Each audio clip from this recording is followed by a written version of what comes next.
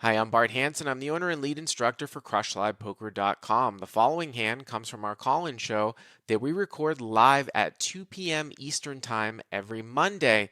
If you enjoy this video, hit that like button, and if you want to submit to be on the show, take a look at the information in the description. All right, you got a hand Good. for us, a situation for us here, Cameron? Yeah, so this one takes place at Hamul Casino in San Diego. Oh, is this place closed down too? I don't know if it is now. I don't actually live in San Diego. This was like around June 1st. Okay, but it was still in between the times, right? So everyone's wearing a mask and stuff, right? Everyone was wearing a mask. They were playing nine-handed, though, which was nice. Okay. And it was like right when they opened. So okay. Anyway, I'm in the big blind with two black threes.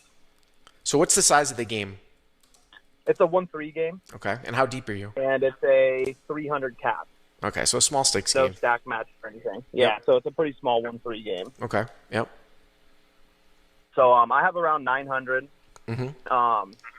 Under the gun +2, he opens to 20, and he's on his, like I said, like fourth buy-in in probably 3 hours or so. So he seems like a pretty decent player, but got coolered a couple times, and has now kind of been overplaying a lot of hands to recoup. How deep is he? He has about 585. Okay, so he opens to 20. That's a pretty big open. Is that the standard open at 1-3? Not at all. I mean, my standard open in that game was 10 to 15, depending on my position in limpers. So, and that's pretty much the way the table was playing most of the day. Okay, so this guy... he started kind of overplaying hands. So this guy opens to 20. Okay, then what happens? The button calls. Okay. Everyone folds, button calls, and small blind folds, and I complete with my pocket threes. Okay. So the pot is probably right around $60. Now, some of the ultra-orthodox pre-flop police would say that this might just be a fold because the open size is so large, and somebody else called in between, so there's slightly, I don't know how deep the button was, there's slightly reverse implied odds. I don't know if I would go so far as to say that because it's 17 more for you, so you're easily going to make 30 times the raise size. How deep was the button? Do you remember? The button had me covered. He had a little over 1,000. Okay. All right, so 3 ways to the flop. Yeah, and I mean, typically I would fold this hand, but against this particular guy that opened, I'd seen him make some questionable plays after he had been losing. So I figured I was just going to set mine. If I lose $20 in the hand, so be it, you know? Okay. Flop comes out, 2 of diamonds, 4 of spades, 5 of hearts. 2 of diamonds, 4 of spades, 5 of hearts. So you flop an open-ended straight draw with threes. Yeah. Okay. So I check it over to him, and he bets 40. So a pretty big bet. I mean, 2/3 pot right out the gate on this board. I'm like, kind of put him on like maybe an overpair, like kings or queens, something in that range. Button folds, and I decide obviously to just call here with my open ender. Now, what I will say here is what's kind of interesting. I'm just going to throw it out here as an aside, okay? What I will say is that this is a very interesting board to have 3-3 here as an open-ended straight draw. So if you've got 3-3 and the guy has an overpair, right, how many outs do you have against kings or queens here?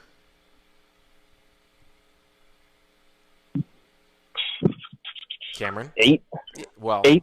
More than that, right? You've got you'd have 10, right? Open in my 2 threes, absolutely. Against aces, I only have 8. Right, aces would obviously. be my threes are dead. Yeah, aces actually you have less than that because he's got a couple of the aces, and yeah, well, I guess it would, I guess the 2 would cancel out. But what I was gonna say is that this is interesting because you're probably right around 40% against overpairs, and the other thing too about this board is that you'll actually get guys to sort of bet call with like 2 overcards and a gut shot like ace king, ace queen.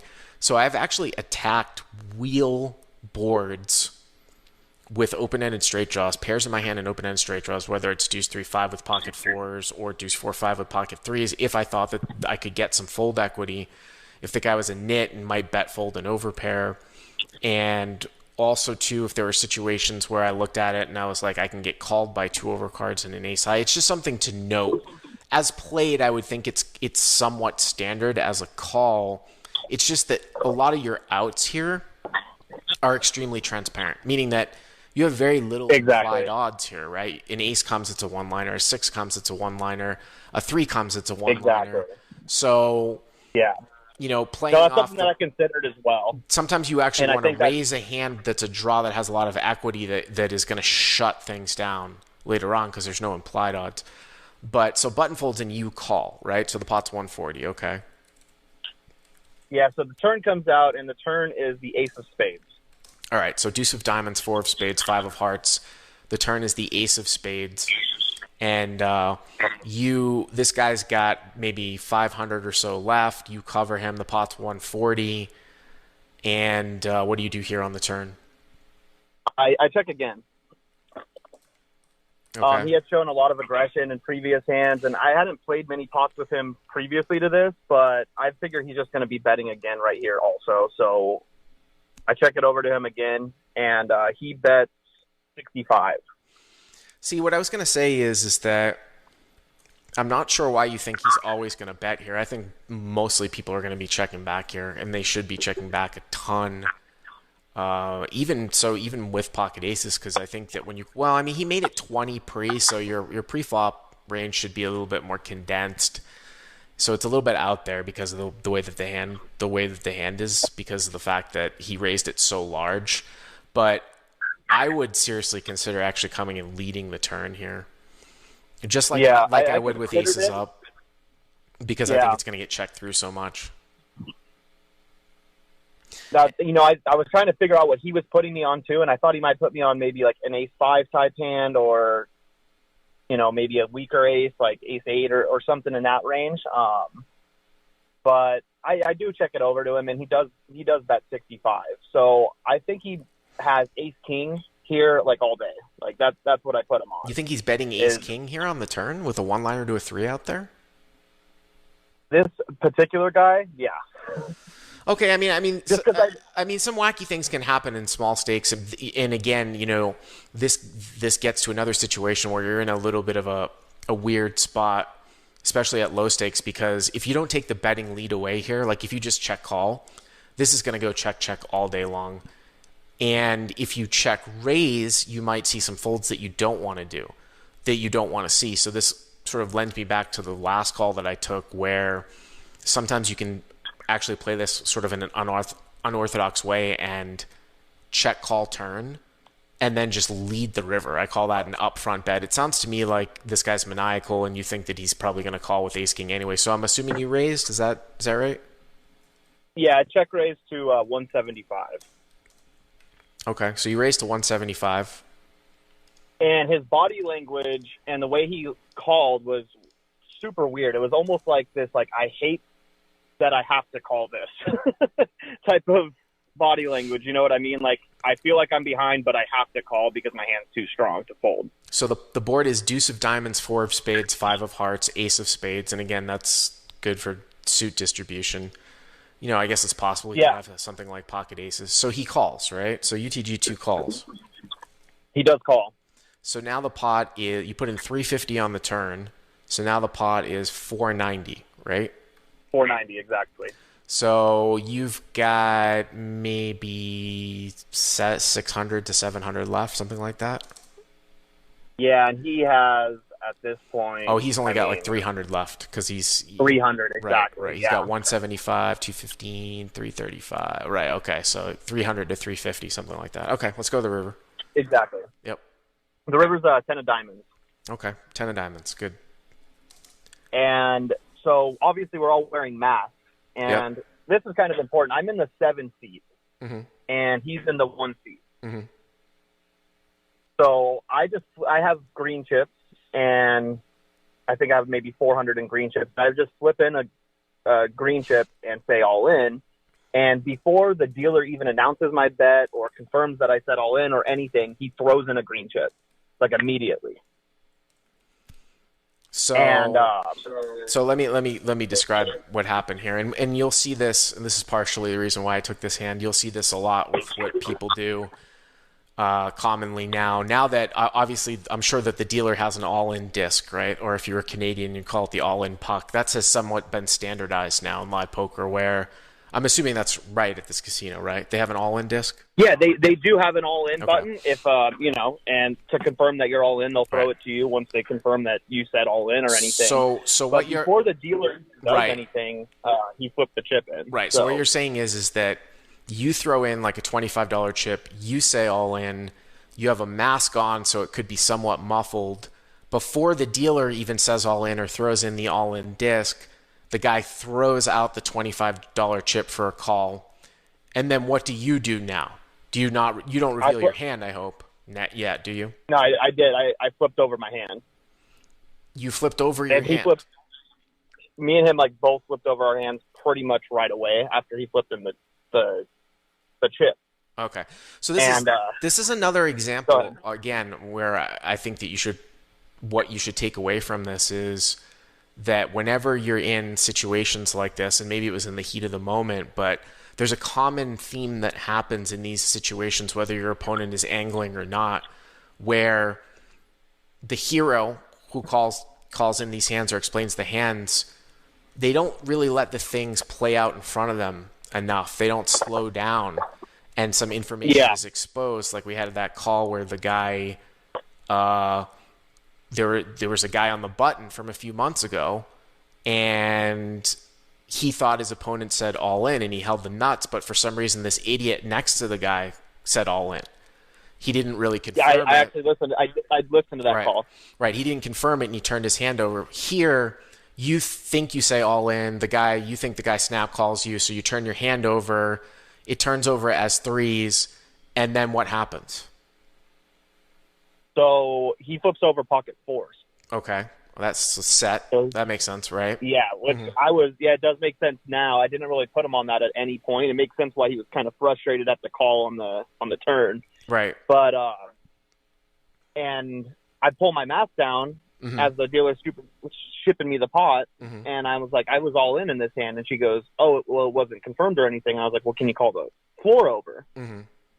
And she's like, I'm not saying you did or didn't, but yeah, we should check with the floor to see. And the floor says, typically what we would do is review film to see if you mouthed anything consistent, but we can't really do that because you had a mask on. And I explained to the floor, I'm like, listen, the pot is $490. I'm never going to bet $25 on the river, ever. So, and I know there's more to this story, but we'll take this in pieces, right? So again, you have a straight up deuce 4-5 ace 10. You go to move all in, but whatever, the guy just calls the 25 like you're going to bet 25. So there's a couple things going on here. First of all, one of the other things you need to take away from this too, and this is definitely in California, and I think it's in a lot of other places as well, no matter what happens, and like I said, I can speak for California, even if you said all in, right, and the dealer said all in, and the other guy said call, and you put in a green chip, and the other guy threw in a green chip, the casino cannot force the guy to put his money into the pot. Yeah, I've heard that rule before. It's a civil thing. Now they can ban the guy. So it's interesting because I was thinking about when you emailed this in, as professionals or as for-profit players, and this has happened to me a couple of times in my career, and it's usually in the opposite situation when you're getting bet all into. Let's say you have a bluff catcher and somebody moves all in. And let's say the guy's been playing like a maniac, but you don't necessarily know the guy. Like maybe he's not a regular or something like that. There's a fine line as a for-profit player between telling the guy you have to put the money in the pot, asking him to put the money in the pot, which he'll take offense to, and then just sort of letting it slide and assuming that he's going to pay out if you call. Sometimes we take that risk as for-profit players because we don't want to we wanted the environment to be somewhat welcoming. And it's almost like if you say at the poker table, if you can take a step back and think about this, say you took a trip someplace, right? And say you're not a for-profit player, say you're a recreational player, and you're not looking to angle at anybody, and you're in this different card room you've never been into, and you move all in on a guy, and a guy says he has to put the chips in the pot before I call. You might take offense to that, right? Yeah, I get where you're coming from, 100%. Because it's like almost like accusing you that you're going to cheat. So there's a fine Yeah, line. yeah. There's a very fine line as a for-profit player as what you're supposed to do. Second thing on this is that, so first of all, they're never going to be able to force him to put money in the pot, even if he did say all in. Even if you did say all in, the dealer said all in, they can only take the quarter. I mean, they can bar him, right? Second thing is that you can't, even though it's logical to make an argument like that to the floor that I would never bet 25 into a $500 pot, that it's just an argument that won't ever work. No matter how logical the argument is, it just won't ever work, basically, in this particular case. So Yeah, I mean, I don't think know what you could take away from this, though, is that, especially with the mask on and stuff, that you want to move really slow. Now, there's more to this story, which I find intriguing. So go on. So they rule the guy only has to put 25 bucks in, right? And then what does the floor do? He asks people what happened at the table? Yeah, well, the floor asked a couple people, did anyone hear anything? Asked the dealer a couple times, and she said she was gathering the pot when I placed my bet, and she said I didn't have a chance to confirm any bets before he called. Mm-hmm. And there's an older Asian lady sitting to my right that I had kind of been talking to the whole time. She was super cool, and she ends up speaking up and said, I didn't want to get involved because I wasn't in the hand. And looks at the player and says, you knew he was all in, and I heard him say all in. Now, when did she say that? When was that, after the floor left? No, the floor was still there. Okay, that's good. Because I, for some reason, when you had emailed this in, I don't understand the argument that people make. I mean, there are certainly rules in the game, and this is, like I said, I go back and forth with this, is that, like, if I was in your situation and I did what you did, and I was a for-profit player, I don't necessarily get angry when players angle me, because I think sometimes it's a part of the game in the sense that I wouldn't do it, but these guys are losing anyways, and sometimes it's their only chance to win. Yeah, they might be scum, but I understand where the culture is, where there are some anglers out there, so I don't necessarily get overly angry. Like, some people want to kill the guy, like the guy who lied about his hand, when he didn't have aces from a few months ago, right? But the thing that I don't understand is that I don't understand the other people. Like, I do feel this very, very strongly, that if you see something at the table, especially in a situation like this, and the floor is asking other people what happened at the table, why would someone else not speak up? And I'm saying to the viewers out there, why would you not speak up if what happened and somebody was wronged, especially if it's a recreational player against professional or recreational player against recreational player? Why would you not say something? It's not like, oh, I don't want to get involved, it's none of my business. What if somebody tables the hand? What if somebody tables the hand and then it gets mucked really quickly and the dealer didn't see it, she mucked it by mistake, but the hand was tabled, and you, the viewer, you're the only one that see the hand. You're not going to say anything that you saw what the guy's hand was? I'm not saying you, caller. I'm just saying. Yeah. That doesn't make any sense. I agree with you 100%. I agree with you 100%. And a little side note to this is I've seen the same type of thing happen many times. A couple months back, I was playing at Stones, and the dealer awarded the wrong person the pot when both hands were tabled. And I was like, hey, the board's fair. That guy has kings full. Right. And the dealer goes, oh, I didn't even notice that. Right. Chips it to the correct guy. And the guy that was getting the pot rewarded to him with the losing hand literally went off on me. He's like, you're not in the hand, you don't need to speak up. I'm like, dude, come on. Like, you mean the guy that was going to get the whole pot shipped to him, you mean, basically went off on yeah him? Like, yeah, it's your duty. I mean, that's just part of the rules, right? It's your duty to speak up when the hands are tabled, especially in complex games where the dealers can't read the board. I mean, that's just like, I mean, there are people, it's funny you said Stones and somebody brought up Stones in the chat. It's like, I think that there are people that think that. That's my hometown room. Okay, so there are people in poker that think that any angle is fair game, that it doesn't matter whether you play necessarily in the rules, whether you bend the rules, it's a part of gambling. So I think, and I don't remember who I was talking to about this, like, I think that Mike Postle thinks that he's angling when he's cheating, in the sense that, or in my opinion, I think he's cheating, like that it's a giant angle that he was able to exploit. He found out how to see the cards. Yeah, like he thinks it's just frowned upon, and it's not. Well, it's not frowned upon. It's just like he found out how to win Yeah. whether it was within the actual table rules or not, who cares? It's an angle. He's angling to win this money. That's how some people think about that. Now, the other thing that I would have to be, and these are the guys that I'm really, really concerned about, is that there are some wealthy guys, though, that will fuck you over just to fuck you over. It doesn't matter how much The money it money is. or anything. They're just going to do it to get off on it. There's a guy who plays big time whale. I'm not going to necessarily say his name, but he's kind of he's played on Poker Night in America, live the bike many, many times, super action, and he's owed a lot of people a lot of money in the poker community and gambling, and I think he owed 50 Cent $1 million. And my impression is that he's not necessarily broke. He gets off by stiffing people, by not paying people, or making them have a huge effort to come and collect from him. So you got to watch those wealthy guys, because they'll just fuck you to fuck you. You know what I'm saying? Like, for me personally, if somebody drops their wallet in the street and I'm walking behind them, I'll give it back to them. These guys will take it, even if they don't need the money. And in this particular hand, I don't know that he was trying to angle me or not. And when the floor said, like, we don't have any tape or anything, at one point I was just like, you know what, I won the pot. Who cares? Like, yeah, I'm not getting the rest of his money. So be it. It's not the end of the world. I was a little frustrated because I hadn't been able to play any live cards in a long time. Mm-hmm. And, I was having a good session. I wanted to keep that kind of going. I didn't know when I was going to be able to play it again either, because I was on vacation in San Diego and Stones and Thunder Valley were still closed.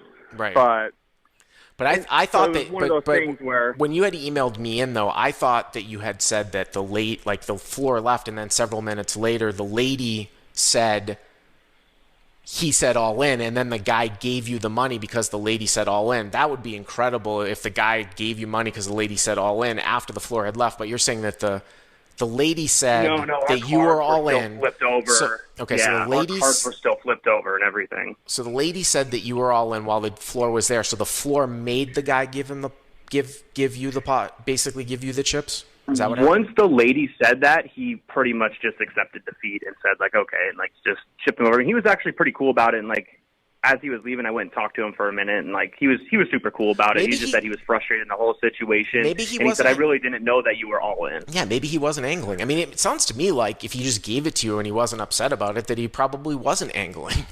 You know what I mean? No, I really don't think he was. I mean, I think he might have kind of tried to, and, like, if it worked, it worked. If it doesn't, he doesn't care either way, kind of thing. You know what I mean?